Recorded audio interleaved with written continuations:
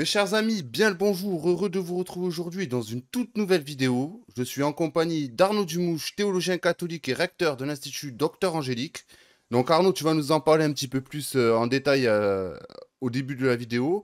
Donc cet institut, c'est un institut de philosophie et de théologie privée présent sur Internet. Je vous mettrai tous les liens en description comme j'ai fait pour la première partie de cette vidéo. Et donc aujourd'hui, on va s'attaquer donc à la seconde partie sur les œuvres de saint Thomas d'Aquin, et on va plus particulièrement s'intéresser, si tu veux bien, à la Somme théologique, qui est la plus grande œuvre, puisqu'elle a réformé la théologie de l'Église catholique jusqu'à aujourd'hui. Et on va un petit peu aussi, si tu veux bien, parler du traité sur le mal, donc le De Malo. Donc je rappelle à l'audience que Arnaud a retraduit toutes les œuvres de saint Thomas d'Aquin sur le site idocteurangélique.free.fr, il me semble que c'est. Et donc, eh ben Arnaud, en introduction, je t'en prie, vas-y, parle-nous un petit peu de cet institut et qu'est-ce qu'on peut y trouver. Alors, il y a à peu près 15 ans, j'ai pris l'initiative d'essayer de réunir une équipe de traducteurs, des professeurs d'université qui puissent traduire et mettre gratuitement sur Internet la totalité des œuvres de saint Thomas d'Aquin. Le docteur Angélique, c'est le nom qu'on attribue à saint Thomas d'Aquin parce qu'il a écrit un traité des anges très performant. On peut dire que c'est le deuxième auteur après Saint Denis le pseudo-aréopagite, un théologien du Moyen-Âge, du 7e siècle à peu près. Saint Thomas d'Aquin, c'est le 13e siècle. Et alors, ces traducteurs sont venus, une équipe de 40, et ça a été fait. On a fait ça en 10 ans, donc tout est publié sur ce site. Et parallèlement, eh bien, du coup, avec Monseigneur Léonard, l'abbé Ganty aussi, l'abbé Ganty, le vicaire épiscopal de Namur, en 2015, a été créé cet institut qui délivre un diplôme reconnu canoniquement, mais pas encore au niveau de l'Église universelle. Hein. C'est un diplôme privé, mais c'est un diplôme reconnu par le vicaire épiscopal de l'enseignement de Namur, l'abbé Henri Ganty, et par Monseigneur Léonard. Donc ça veut dire reconnu partout. Et qui s'appuie sur la philosophie de saint Thomas d'Aquin et de sa théologie, mais attention, hein, pas seulement dans la fidélité au magistère de l'Église, c'est-à-dire moderniser tout ça, hein, moderniser ce qu'on appellerait un thomisme avec la même méthode dont on a parlé hier, mais avec la science moderne, avec la théologie telle qu'elle a été précisée après les conciles qui ont suivi sa mort. Bien entendu, eh bien merci, merci de nous éclairer à ce sujet-là. Donc pour ceux et celles qui souhaitent retrouver les œuvres de saint Thomas d'Aquin, n'hésitez pas, allez dans le descriptif de la vidéo, je mettrai le lien vers cet institut. Donc si tu veux bien, cher ami, on va commencer. Et donc, ben, justement pour commencer, est-ce que tu peux nous situer saint Thomas d'Aquin dans son contexte historique et intellectuel? Alors, il faut savoir que durant les 800 premières années de l'histoire de l'Église, la théologie était faite principalement par des commentaires de l'Écriture. C'était les pères de l'Église qui faisaient ça. Il y avait parfois quand même des traités. Hein. Par exemple, saint Athanase, il va écrire un traité sur la Trinité. Saint-Hilaire aussi. Bref, des docteurs spécialisés. Mais la plupart du temps, c'est des commentaires de l'Écriture, par exemple avec un docteur de l'Église comme Saint Jean Chrysostome. L'inconvénient, c'est que du coup, ça partait dans tous les sens, au fur et à mesure que l'Écriture en parlait. Et donc, on pouvait se répéter 10 fois, revoir le même traité.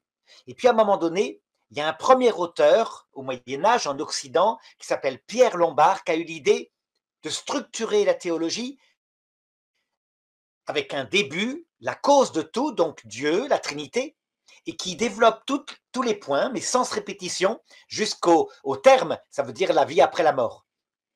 Il a écrit un traité qui s'appelle les sentences de Pierre Lombard. Ça a été tellement un retournement qu'ensuite, pour avoir un doctorat en théologie, donc à partir, disons, du 12e, 13e siècle, il fallait commenter les sentences de Pierre Lombard. Et puis à un moment donné, voici qu'est arrivé un autre événement. Un dominicain appelé Saint Albert le Grand a obtenu de rapatrier en Europe toutes les œuvres d'Aristote, le philosophe grec, de les faire traduire en latin. Or, il avait comme disciple parmi ses élèves ce jeune dominicain italien qui s'appelait Thomas d'Aquin. Et donc, il lui a donné cette méthode. Donc, la méthode organisée et l'utilisation de la philosophie dans son meilleure acception, donc la connaissance du réel, au service de la compréhension de la révélation. Saint Thomas d'Aquin, au début, il était silencieux, il travaillait. Mais Saint Albert de Gand s'est vite rendu compte que c'était vraiment un génie de l'organisation, de la précision, avec une intelligence très claire. Donc à un moment donné, il l'a poussé à faire son doctorat et donc à commenter les sentences de saint Thomas d'Aquin. C'est la première œuvre de sa jeunesse, le commentaire des sentences. C'est gigantesque, hein, c'est plus grand que la somme de théologie, mais c'est une œuvre de jeunesse. Ça aussi, on l'a traduit dans le site Docteur Angélique. Hein. Et puis, ensuite, il a commenté Aristote, il a commenté l'écriture, il a fait plein d'œuvres. Il est mort jeune, hein, à 49 ans. Et quand il était vers la fin de sa vie, il écrivait avec des secrétaires dominicains une espèce de pensée de sa maturité qu'on appelait la somme de théologie. C'est la même chose, c'est le même plan que le commentaire des sentences de Pierre Lombard, mais simplifié. Il s'était purifié, il avait amélioré les choses.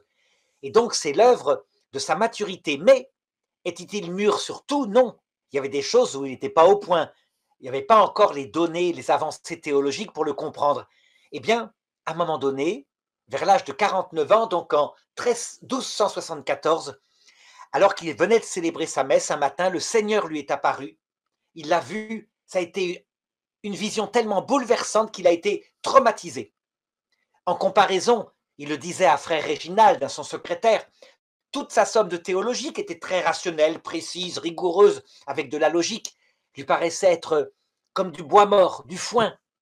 Et même, il a voulu tout brûler. Il est rentré dans une phase de nuit intérieure profonde.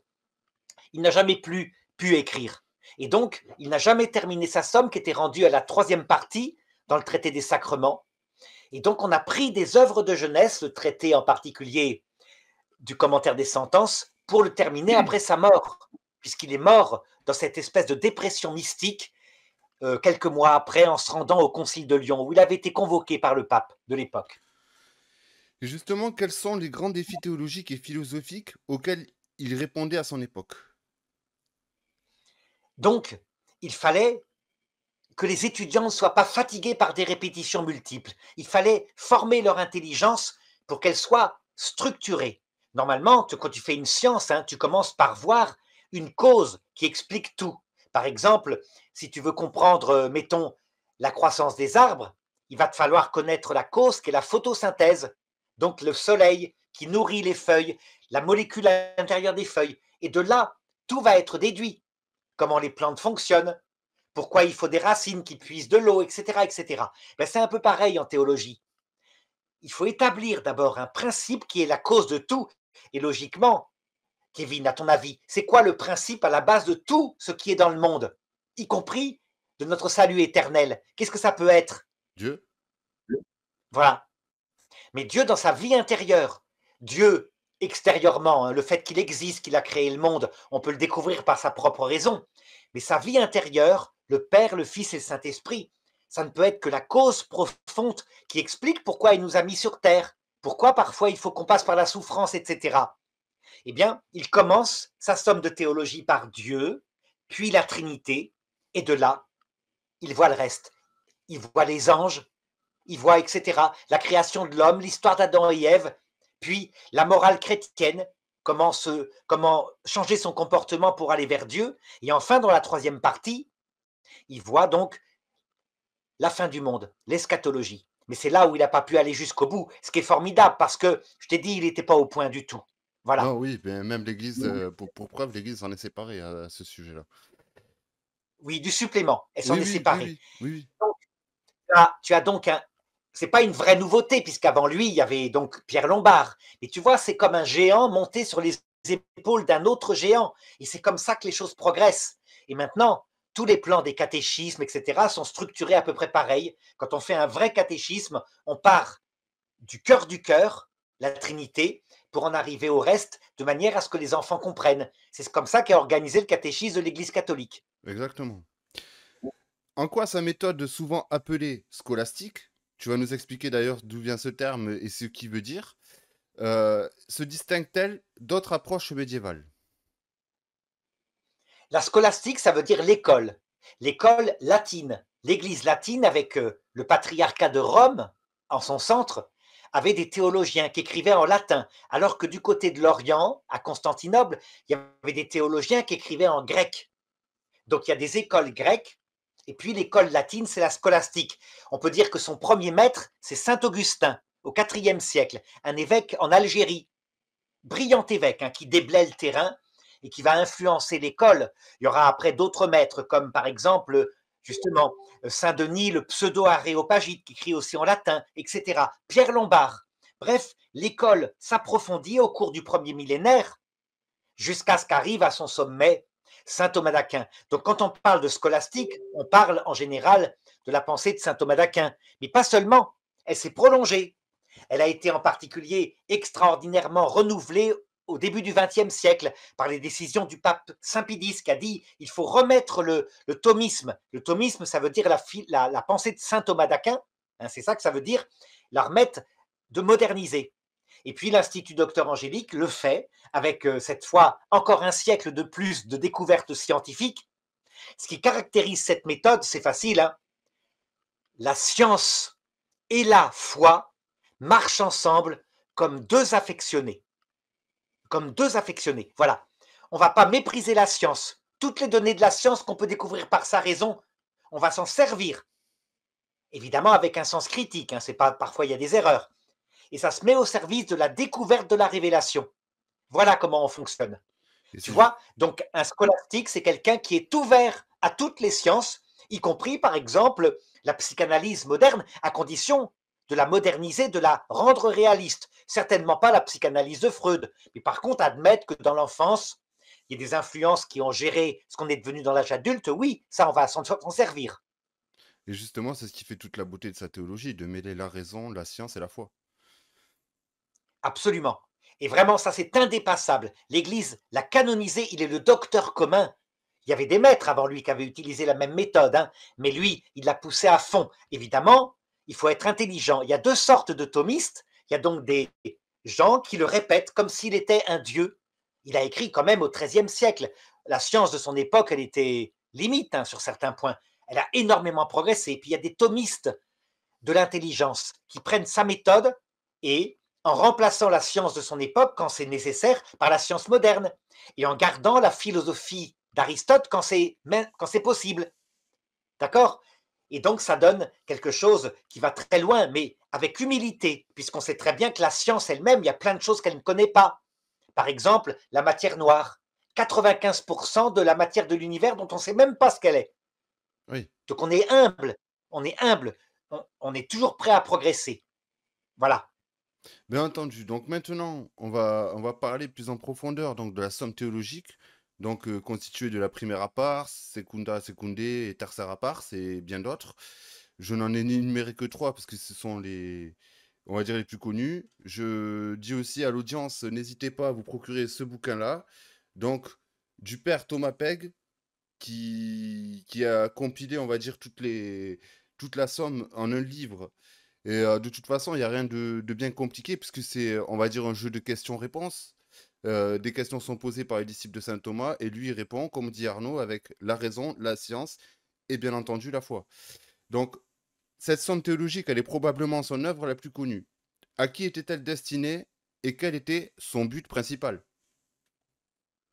Elle est destinée aux débutants en théologie, aux étudiants. Mais normalement, avant d'entrer dedans, puisqu'il s'est servi d'Aristote comme instrument, il faut faire quelques années de philosophie réaliste. Pas n'importe quel philo. Actuellement, il y a une vraie crise. On fait des auteurs, on voit Marx, Freud, Nietzsche. Non, non, la philosophie réaliste, c'est la philosophie qui a comme maître le réel. Le réel, on observe tel qu'il est et on cherche avec les meilleurs instruments, donc par exemple Aristote, mais aussi, puisqu'on modernise, la science moderne avec l'expérimentation. Par exemple, pour la physique, on mesure la chute d'un corps, on étudie ce que c'est que la gravitation, toutes choses que saint Thomas d'Aquin ne connaissait pas. Donc, la meilleure de la science, réaliste, l'essentiel étant que ce soit réaliste. Le maître en philosophie, c'est le réel. Ce n'est pas des bouquins. Donc, un vrai philosophe devrait ne pas avoir de livres, sauf à titre pour s'aider à démarrer, mais il devrait avoir l'observation de la réalité, les êtres humains en particulier. Humblement, il se met à cette école-là. À partir de là, évidemment, on va se servir de cet instrument structuré, puisque la grâce vient anoblir le cœur de l'homme, pour comprendre comment Dieu fait pour nous emmener au salut. Voilà, on a un instrument la philosophie, mais qui doit être faite en elle-même. Donc, il faut faire attention. Dans la somme théologique, il y a des défauts. Par exemple, saint Thomas d'Aquin, c'est un théologien. Donc, il n'a pas fait lui-même de la philosophie. Il a commenté Aristote. Un vrai philosophe ne va pas se contenter de commenter Aristote, il va vérifier Aristote en observant la réalité. Je te donne un exemple. Si je te dis, toutes les femmes aiment les enfants, est-ce que tu penses que c'est vrai? Non. Quelle est la vérité alors? Mais il y a certaines personnes qui n'aiment pas les enfants, qu'ils soient femmes ou hommes. Tout à fait. Tu vas donc dire, la plupart des femmes aiment les enfants et ne les abandonnent pas, mais pas toutes. Voilà, le maître, c'est ton expérience. Voilà la méthode en philosophie. Donc saint Thomas, lui, comme il prend Aristote, il a tendance à le commenter et pas à les vérifier dans la réalité. Du coup, il y a certains points où il est mauvais. Sur le mariage, par exemple. Le mariage, il n'a pas été marié, à la différence de saint Augustin. Donc son traité du mariage, qu'il n'a jamais rédigé, il est mort avant, est très mauvais. Pour lui, le mariage a comme but unique la reproduction et le remède à la concupiscence, donc pour éviter d'avoir des tentations sexuelles. Bon, si tu dis à ta femme qu'elle sert de ventre et que deuxièmement, elle est le repos du guerrier quand elle est tentée, ça va pas. Il y a un problème. Forcément. Alors que saint Augustin, lui, il montrait bien, il a aimé sa femme, il l'a aimé de tout son cœur, il a eu un enfant avec. Il disait, le mariage a comme finalité indissociable l'amour de sa femme, l'amour qu'on augmente, qui grandit, et l'éducation des enfants qu'on a ensemble. Tu vois, c'est beaucoup plus réaliste. Voilà comment on peut, à partir du réel, être capable de critiquer saint Thomas d'Aquin quand ça ne va pas. Bien Tu sûr, comprends? bien sûr. Comment est Alors structuré... l'autre défaut, Pardon, vas-y, vas-y. oui, Fini, fini, fini. l'autre défaut qu'il a, c'est parfois, comme c'est un scientifique, il se sert énormément de la logique. La logique, c'est un raisonnement. Par exemple, si je te dis, tout homme est mortel, or Kevin est un homme, tu en déduis quoi? Que je suis mortel, que je vais mourir un jour. Voilà, c'est de la logique. Et la logique, ça paraît être quelque chose d'imparable. Elle est appliquée parfois aux maths, mais parfois au réel. Eh bien, il fait tellement confiance à la logique que quelquefois ça le mène à des conclusions absurdes. Des conclusions qu'il aurait dû mesurer avec davantage de contemplation en regardant l'amour du Christ. Par exemple, quand il aboutit par la logique, comme saint Augustin, il dit, puisque après la mort, il n'y a pas de salut, que les enfants qui n'ont pas été baptisés sont arrivés après la mort sans être encore sauvés, donc, déduisant, Ils sont pas en enfer, mais dans un endroit éloigné de Dieu, pour l'éternité. pour l'éternité. Ouais, les limbes. Cette conclusion, elle est logique, Mmh. mais elle est idiote par rapport à ce qu'on connaît du Christ. La contemplation le montre. Et c'est pour ça sans doute que quand il l'a vu, qu'il a vu son humilité, son amour, qu'évidemment, il va trouver un moyen, Jésus, pour contourner. Oui, bien Eh bien, entendu. Mais de toute façon, il est pas mort sur la croix, il s'est pas sacrifié, il est pas mort sur la croix pour, laisser des bébés non baptisés, aller en enfer, enfin, être éloignés de lui, de sa présence. C'est pas logique. tout Enfin, à c'est pas fait. logique. C'est Voilà. même dénué de Ce qui raison. montre que la logique ne suffit pas. Il faut une logique du cœur qu'il avait. C'est un saint, mais quelquefois pas assez. Quelquefois pas assez. Et qu'il a obtenu quand il a vu le Christ, évidemment. D'où son incapacité à écrire par la suite. Mais nous, on va se servir de son expérience pour dire on doit utiliser sa méthode et absolument garder un regard contemplatif profond. Donc se servir d'autres docteurs qui vont compléter, des docteurs amoureux, comme Sainte Thérèse de l'Enfant Jésus. Tu vois? Bref, saint Thomas d'Aquin, c'est le docteur commun pour les débutants, pour déblayer ton intelligence, la rendre précise, aiguisée. Mais attention, un parfait, il le disait lui-même, c'est un contemplatif, quelqu'un qui vit de la présence du Saint-Esprit, de la Vierge Marie, des saints, des anges et qui regarde l'Évangile à leur lumière. Bien entendu. Alors, comment est structurée cette œuvre, donc la somme théologique, et pourquoi cette organisation en articles, objections et réponses? Alors d'abord, effectivement, les articles. C'est d'abord des questions qui permettent d'être organisées. Par exemple, Dieu existe-t-il? Première question. Deuxième question, y a-t-il une trinité en Dieu? Ça, c'est pour aborder l'aspect théologique. Les questions sont divisées en articles qui va permettre de décomposer. L'intelligence est très précise. Et les articles eux-mêmes puisqu'il se sert de la méthode suivante, vont d'abord donner des objections. Par exemple, objection 1, Dieu n'existe pas. Pas la peine de poser son existence, le monde a pu apparaître par hasard, tout seul. Ça serait une objection de la science moderne, enfin de certaines sciences modernes. Il va donner ensuite un argument d'autorité, puis il va démontrer dans un article la réponse à sa question, en prouvant que, par exemple, c'est la deuxième question de la somme théologique, que Dieu existe et qu'on peut le démontrer.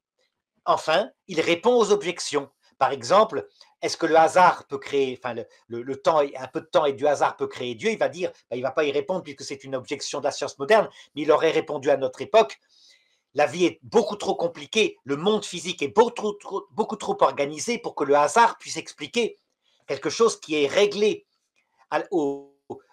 je sais pas, à 40 chiffres après la virgule de manière tellement précise que c'est pratiquement impossible, que c'est impossible, ça dépasse les possibilités du hasard. Voilà le genre de réponse qu'il donne.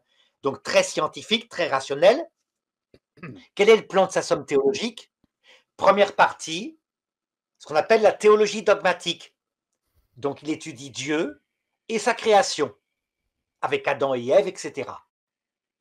Deuxième partie de sa somme théologique, elle est divisée en deux parties.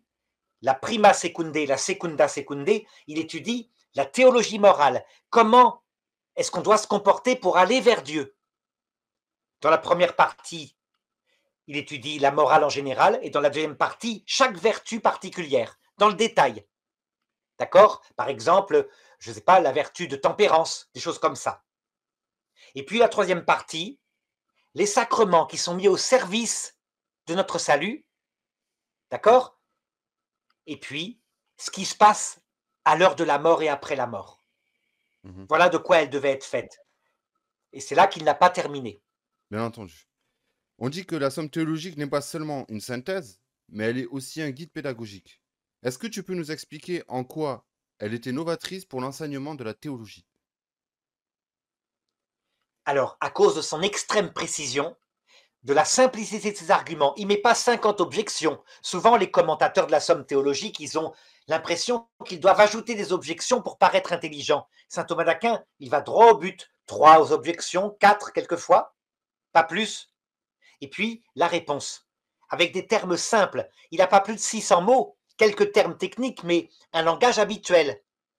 Ce qui fait donc que n'importe qui peut ainsi se former. Donc, c'est une méthode pédagogique qui n'est pas nouvelle, qui avait été, je dis, utilisée par Pierre Lombard, mais que lui a poussé à son sommet, avec malheureusement les conséquences. Il a tellement séduit ses contemporains, tellement, par cette pensée organisée, précise, harmonieuse, qu'après sont sortis ce qu'on appelle les scolastiques décadents. Donc des gens qui, quand il y avait une question philosophique, regardaient chez Aristote au lieu de regarder dans la nature, et qui, quand il y avait une question théologique, regardaient chez saint Thomas d'Aquin au lieu de regarder aussi ce que disait l'Église. Ça a marché pendant des siècles puisque l'Église confirmait toutes les conclusions de saint Thomas d'Aquin, mais jusqu'au moment où ça n'a plus marché à partir de 1850, le dogme de l'Immaculée Conception, et donc certains ont commencé à critiquer l'Église, pensant que saint Thomas d'Aquin était supérieur à l'Église. Et quand est arrivé le Concile Vatican II, là, il y a carrément eu tout un pan de l'Église qui a quitté l'Église, qui est devenu, par exemple, c'est des vacantistes, en disant que l'Église était devenue hérétique parce qu'elle ne concordait plus avec ce que disait saint Thomas d'Aquin dans le supplément. Oui, il Tu y a eu vois, la une chute. FSSTX aussi, ouais. Alors elle est restée dans l'Église, elle est plus ou moins dans l'Église, Oui, mais elle bon, n'est pas en communion totale. elle a quand même mis saint Thomas d'Aquin sur un piédestal bien, Oui, bien là, quand elle a même. eu tendance à faire ça. Oui, oui, Et oui. c'est compréhensible. Quand tu as fait toute ta jeunesse une synthèse avec saint Thomas d'Aquin, que du coup, tu as admis avec le supplementum que le mariage est finalisé par la reproduction. Tu as argumenté ça et qu'on vient te dire, mais non, il y a une deuxième finalité qui est équivalente, qui ne peut pas être ni en premier ou en second, elles sont les deux. Unique finalité, qui est l'amour, la croissance de l'amour des époux. Tu vas commencer à dire, oh, c'est quoi ce truc-là? On met du sentimentalisme. Le mariage est un contrat. Tu vois, ils sont secs comme des triques. Ils n'arrivent plus à comprendre parce que il faut une conversion de l'intelligence à ce moment-là pour faire l'acte de foi et suivre l'Église. Ils auraient pu le faire avec saint Augustin, mais non, quelques-uns sont tellement admiratifs de saint Thomas d'Aquin que C'est presque comme s'il le divinisait. C'est un Ouais, tort. ouais. La fraternité Saint-Pédis ne fait pas vraiment ça, hein. Mais disons, les sédévacantistes, par contre, font vraiment ça au point qu'il y a certains sédévacantistes qui disent, sédévacantistes, c'est-à-dire des gens qui disent, il n'y a pas de pape à Rome. Le siège de Rome, le sédès, est vacanté, ça veut dire est vide. Ce sont des faux papes depuis 1960.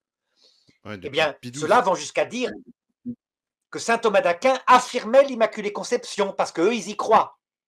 Et donc, la somme a été falsifiée par quelqu'un. Lui, au contraire, il l'enseignait. Tu vois, donc ils inventent des théories, mais non, saint Thomas d'Aquin se trompe sur bien des points. C'est comme ça. Mais c'est pas grave, c'est le maître, le plus grand maître, hein. C'est mon formateur, hein. C'est mon maître à moi théologiquement. Mais il n'y a pas que lui, comme je t'ai dit. C'est un peu la base, quoi. Et Non, sur lui, que, on va que ce soit le docteur, plonger dans que ce soit le docteur dans universel, c'est une chose, mais des docteurs de le l'Église, on en merveille a de la plein. révélation. Docteur commun, c'est comme Oui, ça qu'on oui, l'appelle, c'est hein. ce que je viens de dire, ouais. Docteur commun. Docteur universel, non. Il y a des docteurs, par exemple, comme Sainte Thérèse d'Avila, qui abordent d'autres matières que lui n'a pas abordées. Ce qu'on Oui, appelle la théologie mystique, c'est-à-dire le cheminement psychologique de l'âme quand elle marche vers Dieu. Il l'aborde très peu. C'est pas un fin psychologue, saint Thomas d'Aquin. Il y a aussi quelqu'un comme saint Alphonse de Ligorie, le docteur de la théologie morale, parce que lui, il va très loin dans les détails. Il est proche des jésuites, et les jésuites ont montré que s'il faut une doctrine universelle qui te dit, par exemple, le mensonge est un mal, donc tu ne dois jamais mentir, oui, oui. il faut être capable, dans certaines circonstances, de se servir de ta conscience. Par exemple, si tu es pendant la Seconde Guerre mondiale, que tu ne peux pas faire autrement pour sauver les enfants juifs que de mentir aux nazis, mais tu vas mentir, et bien mentir, c'est évident. Pourquoi? Parce que tu es contraint de choisir un moindre mal. Certains mauvais thomistes vont dire, mais non, ces enfants-là seraient allés au paradis, ils auraient été tués, mais s'ils seraient allés au paradis. Et le pape Pie XII, en mentant aux nazis, a péché. Ils sont absurdes, absurdes. Tu vois comment on peut, quelquefois, parce qu'on n'est pas assez universel, c'est-à-dire ouvert à tous les autres docteurs, transformer la somme de théologie en quelque chose d'absurde. Évidemment qu'il faut mentir pour sauver un enfant quand tu ne peux pas faire autrement. Mais à culpa, j'ai utilisé le terme universel à la place de commun. Parfois, je m'exprime mal. Effectivement, parce qu'il y a d'autres docteurs de l'Église, comme saint François de Sales. C'est bien. euh, il y a, Oui, elle n'est pas voilà. doctrice de l'Église, mais elle s'est beaucoup servie aussi, je crois, des écrits de saint Thomas d'Aquin. C'était sainte Faustine Kowalska. Oui, alors qui, elle, justement, apporte au niveau de l'eschatologie quelque chose de très fort, au point que les évêques polonais voudraient qu'elle soit proclamée docteur de l'Église. C'est elle qui parle de l'illumination à l'heure de la mort, la possibilité de se convertir dans le passage qu'est la mort, une grande lumière. Elle en parle dans plusieurs articles, mais après elle, puisqu'elle est morte en 1930, il y a eu Marthe Robin qui, elle, dit carrément, cette lumière, c'est l'apparition du Christ. Et les jeunes en particulier, même quand ils sont morts loin du Christ, quand ils le voient, qu'ils demandent est-ce que tu veux m'aimer, la plupart disent oui. Et puis il y a eu les expériences proches de la mort, qui sont des apports philosophiques grâce à la réanimation médicale. Saint Thomas d'Aquin s'en servirait à notre époque. C'est un apport selon la méthode thomiste qui va approfondir, rendre précise l'eschatologie. On se rend compte par exemple que les morts, quoi qu'en dise saint Thomas d'Aquin, emportent avec eux leur vie sensible. Ils voient, ils entendent. Donc, on n'est pas des purs esprits dans l'autre monde avant la résurrection. On est vraiment des fantômes, avec un corps qui permet de visionner un monde magnifique qui est déjà préparé pour nous. Tu comprends? Oui, oui. Ça, c'est une nouveauté. C'est absolument. C'est ce que les anciens Égyptiens disaient d'ailleurs, hein, ce qui est intéressant, parce que ça prouve que le Vatican II a raison quand il dit Dieu a mis des semences de la vérité dans d'autres religions. Et nous, on a évidemment le sommet, l'explication de tout par le Christ, évidemment. Bien entendu.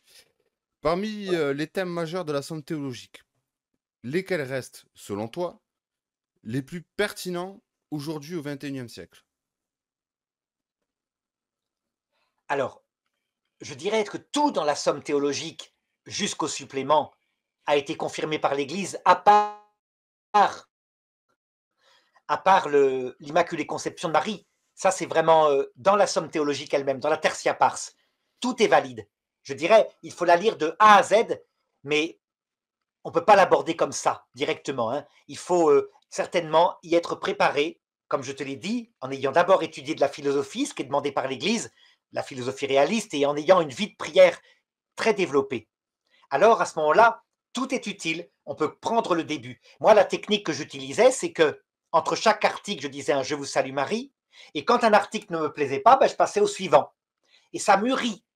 Au cours des années, la somme théologique mûrit ton intelligence. Mais évidemment, tu ne peux être que séduit par ces raisonnements et tu deviens quelqu'un capable de jongler avec les arguments de saint Thomas d'Aquin, un peu comme un jongleur. Donc, il faut faire attention. À un moment donné, il faut être capable, étant formé par lui, de sortir de lui pour lire d'autres maîtres. Voilà ce que je conseillerais. Donc, en particulier, saint Alphonse de Ligorie, sainte Thérèse de l'Enfant Jésus, etc., etc.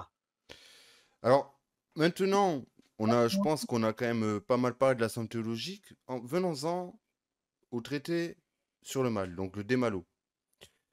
Euh, de quoi s'agit-il exactement et pourquoi saint Thomas a-t-il écrit un traité particulier sur le mal? Au cours de son enseignement à la Sorbonne à Paris, saint Thomas d'Aquin ne se contentait pas de donner des cours magistraux. Il organisait des questions disputées. Des questions disputées, ça veut dire les étudiants étudiaient une question comme la question du mal, et puis certains étaient chargés de poser des objections, y compris toutes les hérésies possibles, qu'ils émettaient au professeur. Et à ce moment-là, avec des étudiants brillants, on entrait en discussion. Souvent deux étudiants qui montaient à Lambon, enfin c'est comme ça, et l'un défendait une thèse, l'autre thèse. À partir de là, le maître prenait la parole et donnait la synthèse, la vérité. D'accord? D'où la thèse, antithèse, synthèse, mais qui est un plan pratique, si tu veux. Et puis on répondait aux objections. Eh bien, le De Malo, c'est une question disputée avec une série d'articles qui ont été défendus ainsi lors de ces espèces de débats. Ce sont des notes d'étudiants. Il y a des questions disputées sur d'autres choses. Hein. Il y en a beaucoup dans les œuvres de saint Thomas d'Aquin. Ouais, c'est ce qu'on appelle disputatio. Euh, Comment saint Thomas d'Aquin conçoit-il le mal? Est-ce une réalité ou plutôt une privation du bien? Alors voilà, oui, la première chose, c'est définir le mal. Et en regardant à partir de l'expérience qu'on a du mal, on s'aperçoit qu'il y a deux sortes de maux. La mal qui consiste à perdre un organe. Par exemple, si j'ai plus ma main gauche, c'est un mal. Je suis privé de quelque chose que je devrais avoir normalement. C'est donc une privation. Privation de quelque chose qui est normal. Au plan moral, c'est la même chose. Normalement, je suis fait pour voir Dieu. Ma finalité en théologie, on a vu, Dieu nous a créés pour cela, un jour le voir face à face. Donc, tant que j'en suis privé, je suis donc dans un mal. Il y a une certaine privation. Actuellement, je suis sur Terre, privé de quelque chose.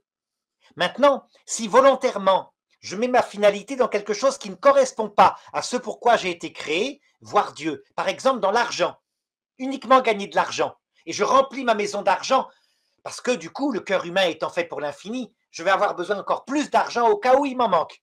Ça s'appelle l'avarice. Alors il va définir ça comme un mal, une privation du bien qui s'appelle Dieu, pour un bien relatif qui normalement devrait être un simple moyen, mais où je mets ma finalité. Donc il va définir le mal comme étant toujours, quoi qu'il arrive, une privation du bien. Certains du coup en ont déduit, en comprenant mal, que le mal n'existait pas, parce qu'une privation c'est un creux, un trou, donc ça n'existe pas. Il va répondre non, non, c'est une privation, et c'est une privation d'une réalité, donc le mal existe. Oui. Le mal n'est pas néant, le mal est vraiment un manque. Justement, quelle place occupe la liberté humaine et la responsabilité morale dans cette réflexion sur le mal, selon saint Thomas d'Aquin?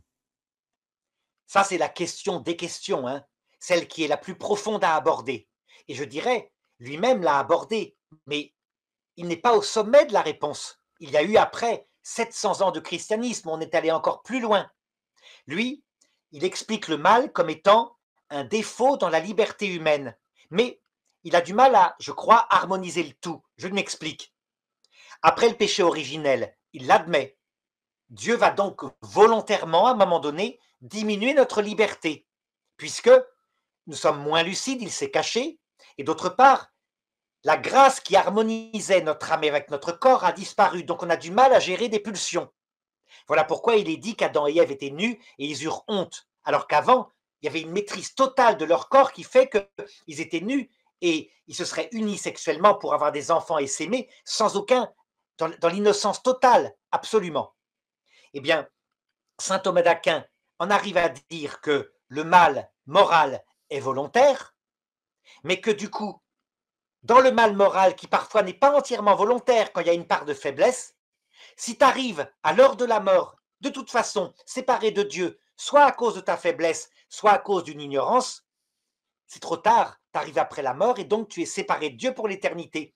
Il y a un problème là qu'on va retrouver en eschatologie, puisque tu imagines bien, si on est contemplatif, on n'imagine pas Dieu qui damne quelqu'un à qui il a imposé une faiblesse et à qui il a imposé une diminution de sa liberté par une manque de lucidité. Il va prendre sur lui ces péchés-là et il va lui donner une entière liberté. Donc tu vois, dans la pensée actuelle, le mal tel qu'il se développe sur la terre serait plutôt une peine provisoire pour que l'homme touche sa propre limite, qu'il découvre à quel point il a besoin d'un sauveur. Mais ce n'est pas pour le damner, le seul péché qui damne étant celui qui sera totalement libre face au Christ au moment du jugement dernier, quand quelqu'un est capable, avec un blasphème contre l'Esprit Saint, de mépriser son pardon, son amour, son évangile, tout, et de suivre le démon. Tu vois, donc c'est pas le fait que son eschatologie ne soit pas au point fait que le reste aussi n'est pas tout à fait au point. Mais la définition du mal moral comme étant une privation du bien pour lequel on est fait reste valable. Alors justement, comment il voit le démon, comment il le décrit lui-même, et surtout, quelle place il lui donne dans notre vie?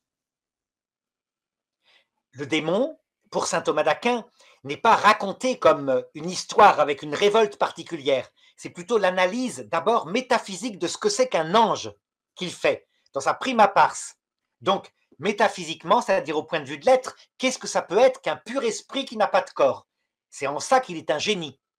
Puis, il reprend le traité de, de Saint-Denis, le pseudo-aréopagite, pour décrire l'histoire des anges, plus ou moins, mais pas dans les détails, en montrant qu'ils se sont effectivement hiérarchisés au début de leur création, quand Dieu leur a donné d'être, en fonction de l'ordre de l'intelligence. Le plus intelligent étant au sommet, et leur mission étant, c'est comme ça qu'ils l'ont comprise, organiser la matière qui avait été créée en même temps pour qu'apparaissent un jour l'homme et la femme. Il va montrer que le mal dans le démon est venu donc de quelque chose qu'il a refusé dans la révélation venant de Dieu. Il était fait lui aussi pour la vision béatifique et les conditions de la vision béatifique, ils les ont refusées. D'accord? Et donc il va montrer qu'à partir de là, les démons, évidemment, n'ont qu'une seule obsession, c'est évidemment faire échouer le plan de Dieu.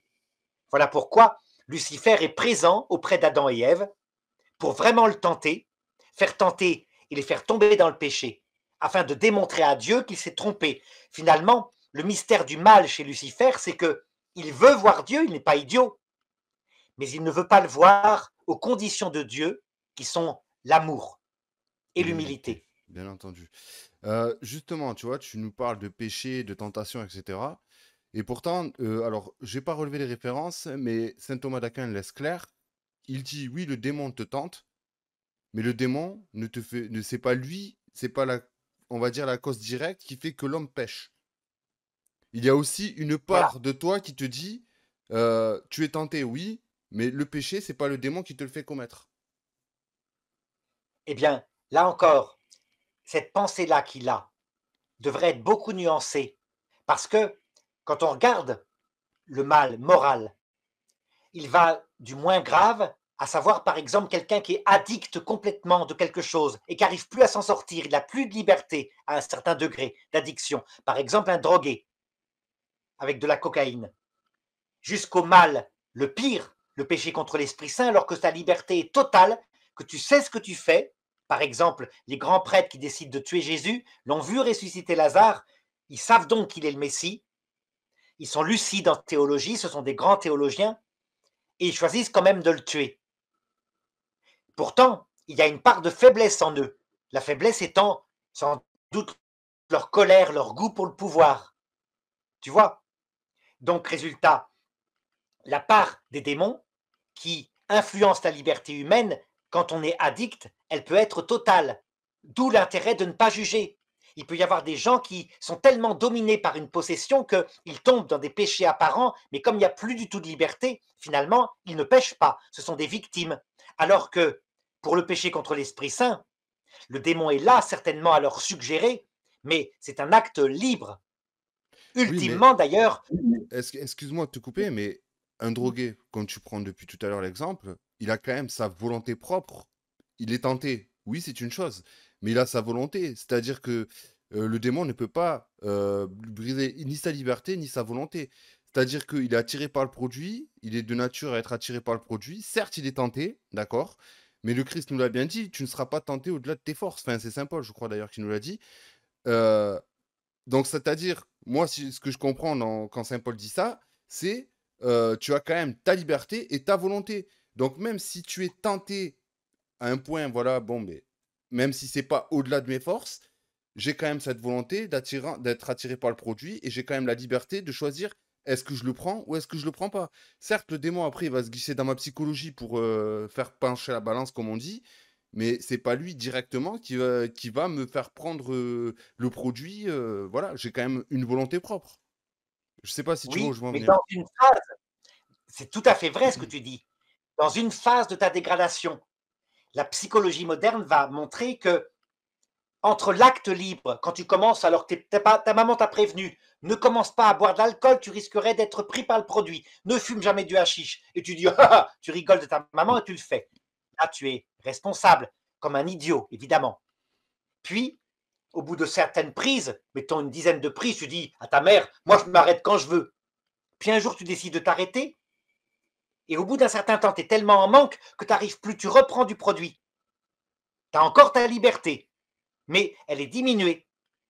Et au bout d'un certain temps de dégradation, le produit peut avoir pris une telle place que ta liberté disparaît. Oui, après, oui. Oui, oui. C'est Je ça le vois, problème. je vois C'est où que tu veux en la venir. psychologie moderne va donc montrer qu'en réalité, entre le mal absolu, le péché contre l'Esprit Saint, et l'absence de liberté où il n'y a plus de mal parce que tu es complètement dépendant, eh bien, il y a toute une nuance de gris. Et donc, ce que tu dis est vrai, mais ça décrit une certaine phase de certains qui sont tombés dans le péché, une certaine phase particulière de la dégradation, qu'on appelle d'ailleurs, ça c'est du saint Thomas d'Aquin, le péché capital. Le péché capital, c'est quoi? C'est le mécanisme de dégradation psychologique d'un péché. Oui, parce que lui, il parlait de vice. Donc, c'est-à-dire, tu as un vice en toi, et je te dis, par exemple, tu es orgueilleux, et bien l'orgueil, bon, c'est un péché capital, donc un vice, qui va t'entraîner à un plus grand mal. Là, oui, là, Oui, voilà. C'est-à-dire qu'il comme une va bête. entraîner des conséquences encore plus grosses, quoi, si je peux dire. Tout à fait. Et tout ça pour te dire, tu vois, saint Thomas d'Aquin est génial. Ce que tu m'as dit là est tout à fait juste. La plupart des thomistes disent, mais non, la liberté n'est jamais détruite. Mais là, c'est là où il faut être capable d'avoir toujours le réel comme maître, parce que regarde, la phrase que tu as citée de saint Paul, elle vient de 1 Corinthiens chapitre 10, verset 13. Aucune tentation ne vous est survenue qui passe la nature humaine. Dieu est fidèle, il ne permettra pas que vous soyez tentés au-delà de vos forces. Du coup, beaucoup de thomistes, suivant saint Thomas d'Aquin, disent quelqu'un qui tombe dans un péché mortel de faiblesse, il y a quand même sa liberté, il est coupable, il n'y a qu'à s'arrêter, il n'y a qu'à se secouer. Oui, mais faut Oui, pas être, mais faut pas être, enfin, si excuse-moi, raisonnable, pour oui, pas dire un autre terme que certains pourraient prendre mal, tu te dis, oui, mais notre liberté a été diminuée suite au péché d'Adam et Ève. en fait, ce qu'il disent est vrai pour la plupart des cas. C'est vrai qu'un confesseur va dire il faut faire un effort, de l'ascèse. Mais regarde ce que dit saint Paul en 2 Corinthiens chapitre 1 verset 8. Donc il est devenu vieux, il a beaucoup souffert et il dit car nous ne voulons pas que vous l'ignoriez, frères. Les tribulations que nous avons vécues en Asie nous ont tentés au-delà de nos forces, à l'excès, au point que nous avons même désespéré même de conserver la vie. Tu vois, la maturité, quand tu as beaucoup souffert, tout d'un coup, tu sais très bien qu'effectivement, il y a des cas où, de façon limite, ta liberté peut être effacée par une addiction, par une dépendance quelconque. Et donc, ça, Dieu va en tenir compte. Pourquoi je peux dire ça? Est-ce que je peux dire ça? Parce que j'ai observé, tu as vu, je suis un philosophe. J'ai observé le réel, j'ai constaté des cas, Saint Thomas d'Aquin, lui, était plutôt un théologien, donc il n'a gardé, étant donné qu'il est mort jeune aussi, que certaines choses, mais peut-être pas tout. Donc, effectivement, quand on est un vrai thomiste actuel, il faut se servir aussi des apports de la psychologie humaine qui montrent ces cas limites où le vice, comme tu as dit, le péché capital, finit par détruire la liberté. Oui, à force de t'engranger dans le péché, tu finis par, oui, par y tomber volontairement comme involontairement. Ça, c'est pas, ça, Voilà. c'est vrai. On a des cas d'ailleurs, hein. Tu as peut-être entendu parler de ce saint canonisé qui était dépendant de l'opium. Je ne sais pas si tu te rappelles cette histoire-là. J'ai C'est entendu, ouais. absolument. J'ai entendu. Alors, le nom de ce saint, je sais plus. Je vais te le donner tout de suite, hein, tu vas voir. C'est vraiment. Et alors là, quand on regarde la vie des saints, les histoires des saints sont fabuleuses parce que du coup, on a vraiment des cas particuliers qui permettent. D'ailleurs, on pourrait apprendre les mêmes choses en lisant des romans hein, ou en regardant l'humanité, mais qui permettent de comprendre la chose. Il s'appelle Saint Marc Ji Tianqiong. C'est un Chinois. Il a été martyrisé en 1900 à l'époque de la révolte des Boxers. Il était né en 1834. C'est un chrétien fervent. Il devient opiumomane, tu sais, les Occidentaux qui apportaient de l'opium ici comme un remède magique et plein de gens qui tombaient et qui n'arrivaient plus à s'en sortir. Exactement comme ça s'est passé aux États-Unis Hmm. avec les médicaments. Tu sais, il y a Le eu la même fentanyl. chose. Hein, Le fentanyl, ouais. voilà. 100 000 morts. Les gens n'arrivaient plus à s'en sortir. Les parents avaient leurs enfants qui s'étaient fait piéger par ça parce que le médecin avait dit mais non, c'est un calmant, ça ira très bien, il n'y a pas d'addiction. Et les jeunes ne s'en sortaient pas et mouraient. Tu vois comment la science moderne montre que la tentation peut aller au-delà des forces. Ben, Saint Marc Ji Chang, lui, pareil, canonisé parce qu'il est mort martyr. Il était dépendant de la drogue, mais quand on a voulu lui faire bannir sa foi, non, il a refusé. Il a été exécuté, torturé, etc. Alors, on va finir sur le Démalo. Comment, justement, ce traité dialogue-t-il avec d'autres traditions philosophiques ou religieuses de l'époque? Par exemple, Saint-Augustin, donc les augustiniennes, ou les aristotéliciennes. Donc, je t'ai dit, Saint Thomas d'Aquin, son maître en philosophie, c'est Aristote. C'est Hmm. vrai. Son maître en théologie, c'est donc Jésus-Christ à travers l'écriture, les pères de l'Église, etc. Résultat, lui, il a principalement comme dialogue avec le réel observé par les commentaires qu'il a fait de la somme théologique, donc un réel abordé très scientifiquement. Mais c'est pas un homme d'expérience, c'est pas Saint Thomas d'Aquin un homme qui va aller se promener dans la nature pour observer une vache ou un oiseau. D'accord? Oui, oui, Donc, je sais. résultat, je pense que maintenant, avec l'expérience, un vrai thomiste doit avoir comme maître Aristote, Einstein, tout ce que tu veux, les grands scientifiques, mais d'abord, je l'ai dit au début, hein, la nature, l'être humain, l'observation par lui-même. Une anecdote que je t'avais peut-être racontée pour te montrer comment la décadence pouvait entrer dans la scolastique. Ça se passait au XVe siècle. Un jour, ils discutaient, dans un cours de philosophie, du nombre de dents qu'a une vache. Et donc, le professeur va voir chez Aristote, un élève lève la main et dit non, monsieur, moi j'ai des vaches. Il s'est trompé, les vaches ont tant de dents. Il a été renvoyé de l'université de la Sorbonne. Et c'est lui qui avait raison. Ça s'appelle donc une décadence, comment dirais-je, philosophique, parce que on n'aurait pas dû aller voir chez Aristote, mais aller vérifier dans la bouche de la vache. Oui, forcément, bah oui. Donc là, on va parler donc d'actualité de la réception de cette somme théologique. Quelle a été l'influence de la somme théologique et du Démalo dans la pensée chrétienne postérieure, notamment à l'époque moderne et contemporaine? Influence énorme, en bien, donc par la précision. Hein. Un théologien thomiste, quand il est en même temps un homme de cœur, c'est extraordinaire. Je pense à Saint Vincent Ferrier, le grand prédicateur en Bretagne, amoureux de la Vierge Marie. C'est un thomiste. Il se promenait avec son âne, il avait dedans la somme théologique. Mais c'était un amoureux de Dieu. Dans ce cas-là, ça donne la précision d'un sermon enflammé. C'est le sommet. C'est les meilleurs prédicateurs. Mais ça a donné aussi des défauts. Il y a eu parfois des énormes cerveaux tellement séduits par la méthode de saint Thomas d'Aquin qu'il n'y avait plus de cœur.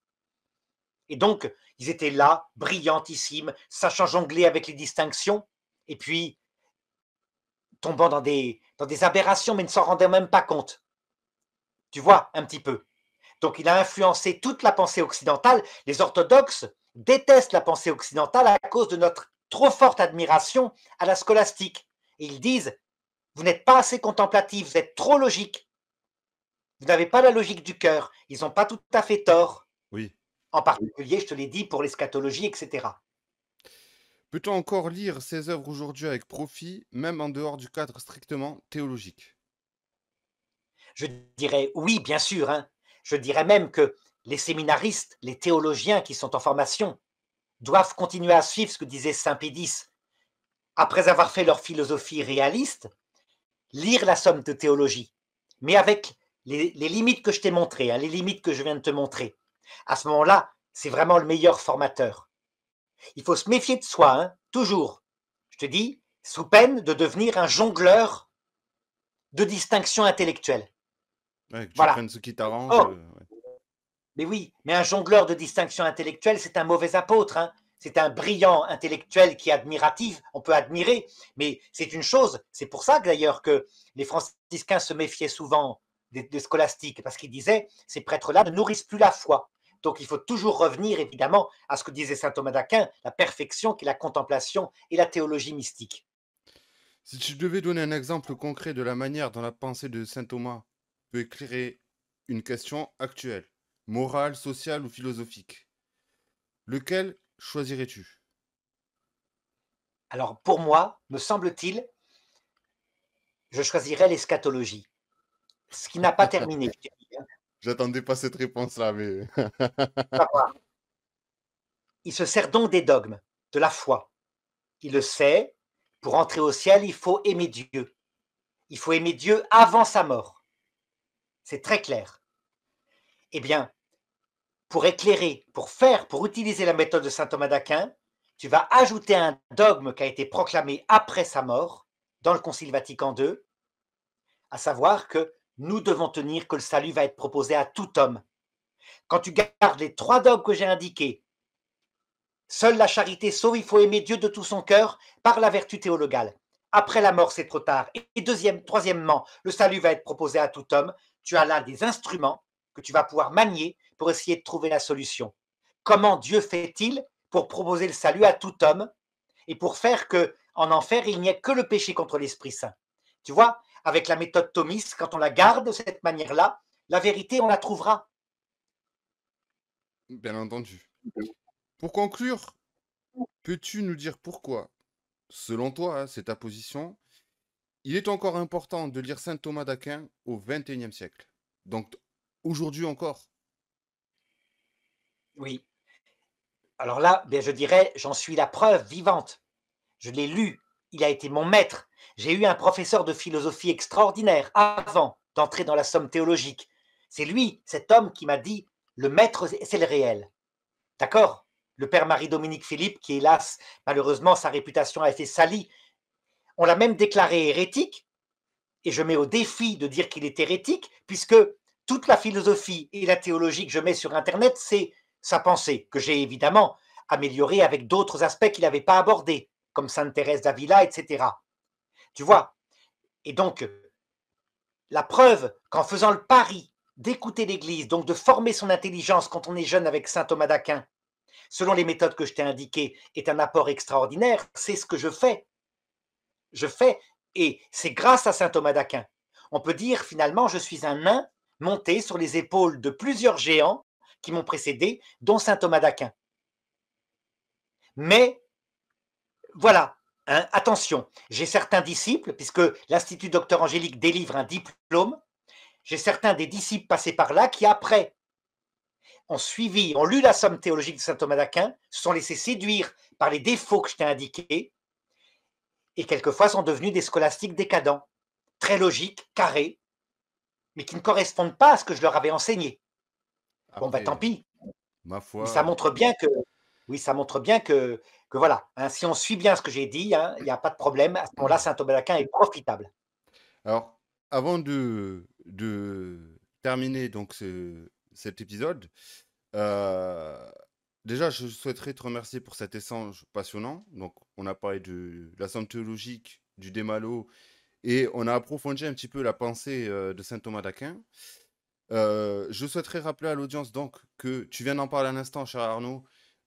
Tu as le site, tu tiens le site, l'Institut Docteur Angélique. Donc, je mettrai le lien en description J'invite tous nos auditeurs à aller y faire un tour. Ceux qui s'intéressent à la philosophie réaliste, à la vie de saint Thomas, à ses œuvres, et notamment la somme théologique, pour approfondir un petit peu plus, si je puis dire, le sujet qui a été évoqué aujourd'hui, n'hésitez pas à aller y faire un tour. Ce qu'il y a de génial, c'est que tout est gratuit et tout est accessible. Que Tout demander de à fait. Et là, plus? je précise, il y a 8 ans, moi, il m'est arrivé un malheur. J'étais très proche de monseigneur Léonard, l'archevêque de Bruxelles, et quand il a pris sa retraite, 2 jours après, j'étais viré. Parce qu'il y a des luttes en Belgique entre, tu sais, la génération de mai 68 dans le clergé, la génération plus traditionnelle. Moi, j'étais entre les deux. J'étais d'accord avec le pape Benoît XVI et j'ai défendu le pape François, qui est considéré par les intégristes comme étant un hérétique, et le pape Benoît XVI est considéré par les progressistes comme étant un vieux coincé. Ouais, Donc, pour oui. moi, c'est une position mauvaise. Du coup, pendant ces 8 années, j'ai tout mis sur Internet. C'est une bénédiction. Tous les cours de philosophie réaliste, tous, en ajoutant ce qui manquait chez le père Marie-Dominique Philippe, c'est-à-dire la psychologie. Je l'ai ajouté. Hein. C'est des choses qu'il n'avait pas vues, qu'il n'avait pas développées. La science moderne non plus, il n'avait pas développé. Tous les cours de théologie, pas seulement le commentaire de la somme théologique, hein, modernisé selon la méthode que je t'ai indiquée, mais aussi les grands docteurs comme sainte Thérèse d'Avila, avec la même méthode que saint Thomas d'Aquin, donc le développement de la vie spirituelle, la théologie pastorale, ça la théologie pastorale, hein, c'est-à-dire le cheminement, comment est-ce que Dieu nous fait progresser peu à peu vers la vie éternelle, ça on le doit au pape François. C'est lui le grand théologien de la théologie pastorale qui développe avec les jésuites des cas particuliers, comme je t'ai montré tout à l'heure avec l'exemple de Pie XII. Oui, Voilà, c'était le bon pasteur. François, le tout à fait. regretté François était le bon pasteur. Et j'ai Euh, donc compris comment en théologie pastorale, l'Ancien Testament te montre la pastorale des mauvais larrons, comment Dieu affine peu à peu les peuples, puis des bons larrons, après l'exil à Babylone, etc. Donc, toutes ces parties sont mises. Actuellement, je fais les vies des saints. Donc, je oui, retourne au réel à travers les vies des saints. Maintenant, j'en suis rendu aux saints orthodoxes, parce qu'ils sont comme nous, hein. C'est l'Église, il n'y a rien à faire. Et je terminerai, il restera à faire l'histoire de l'Église, que j'ai commencé, j'ai fait la moitié, mais il me restera à le terminer. Bref, un cours complet, diplômant, avec ouais. toutes les parties de la théologie. Donc ceux qui veulent se former en théologie, l'Institut Docteur Angélique est ouvert à tout le monde. N'hésitez pas à prendre contact avec Arnaud. Je mettrai toutes les données seront en descriptif de la vidéo. N'hésitez pas à aller y faire un tour. Moi, j'avais une question parce que au-delà de ça, tu as écrit aussi des livres, tu es auteur. Et as-tu écrit un livre d'ailleurs sur la vie de saint Thomas d'Aquin?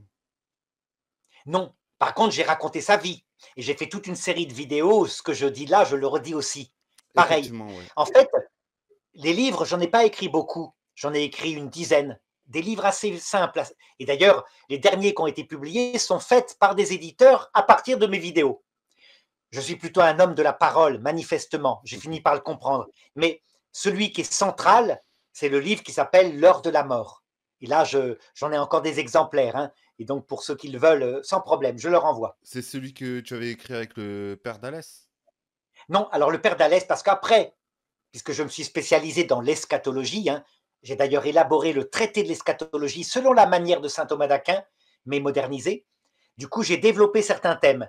Le thème de l'Hadès. Ça Du veut dire, y Sheol? a-t-il un deuxième purgatoire où les âmes, entre ce monde et l'autre, demeurent?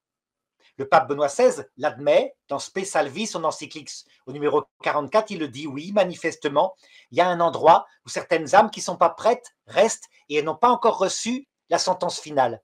Donc ça, c'est avec le père Marie-Bernard d'Alès. Il y a un autre livre sur les âmes des bébés morts sans baptême, qu'est-ce qu'elles deviennent, où je montre que c'est pareil. Dans le passage de la mort elle-même, c'est ça, l'Hadès, tous sont baptisés, c'est évident. Et maintenant, ils y grandissent pour, à un moment donné, se tourner librement vers le Christ, hein, à la fin de leur temps d'Hadès. Donc, un monde où, manifestement, puisqu'ils ne sont pas passés par la vie terrestre, où Dieu les récupère. C'était assez évident. Hein. Il avait forcément prévu. Moi, c'est un Un livre autre, que je peux recommander.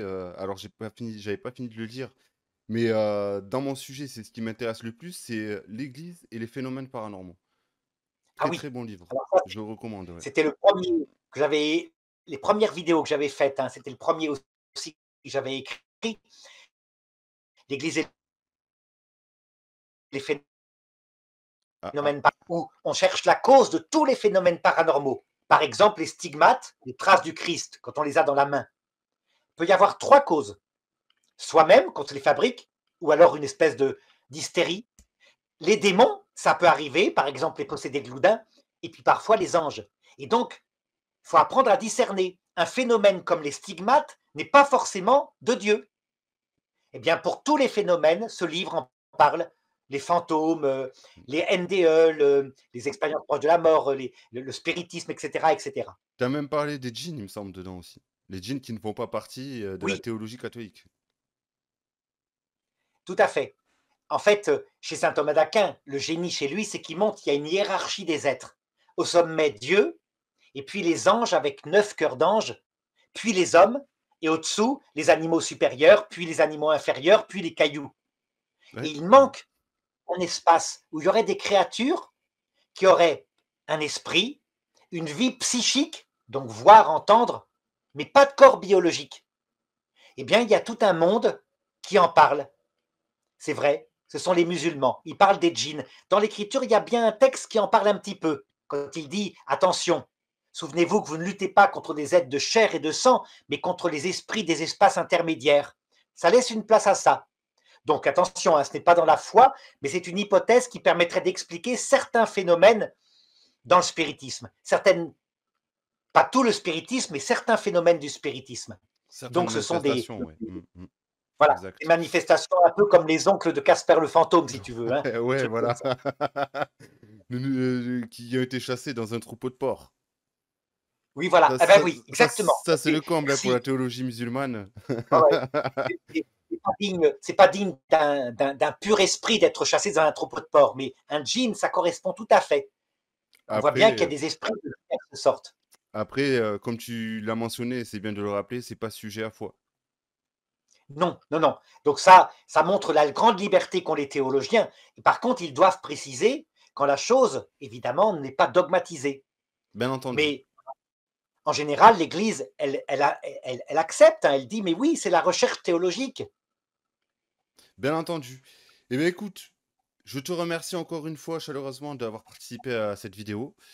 On se donne rendez-vous pour un troisième épisode prochainement pour parler justement de la fin de vie de saint Thomas d'Aquin, donc de la vision mystique du Christ à sa mort, et où tu vas nous parler vraiment en détail de quand il a vu le Christ, qu'il a considéré que sa somme théologique n'était que du foin, etc.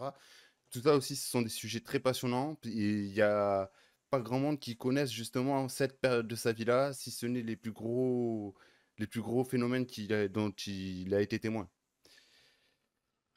Encore merci à D'accord. toi, cher ami. Je vous remercie à vous aussi, mes chers amis, abonnés à ma chaîne. N'hésitez pas à aller faire un tour aussi sur la chaîne d'Arnaud pour ceux qui n'y sont pas encore abonnés. Arnaud, justement, il tient l'Institut Docteur Angélique, comme je vous le disais, mais il complémente aussi ses cours qu'il a sur son site par des vidéos sur la vie des saints, sur les écritures, la liturgie, le cantique des cantiques. Je vais pas faire tout un topo, tu as des milliers de vidéos présentes sur ta chaîne. Il n'y a qu'une matière que j'aime pas, c'est l'exégèse moderne. Historico-critique, ça, j'aime pas trop, donc j'en ai pas mis beaucoup. Voilà, c'est tout. Tout Bah le après, reste y est. l'exégèse est utile aussi, hein. Oui, mais l'exégèse spirituelle, à l'école d'Alexandrie et à l'école de, comment dirais-je, enfin, c'est des écoles théologiques anciennes. En fait, ce sont les pères de l'Église, quoi. Voilà, ça marche. Eh bien, je te remercie encore une fois. On se donne rendez-vous pour une prochaine vidéo. Merci à tous d'avoir suivi celle-ci. N'hésitez pas à liker, à vous abonner, à commenter pour ceux qui veulent réagir. Merci à vous. Au revoir. Au revoir, Kevin.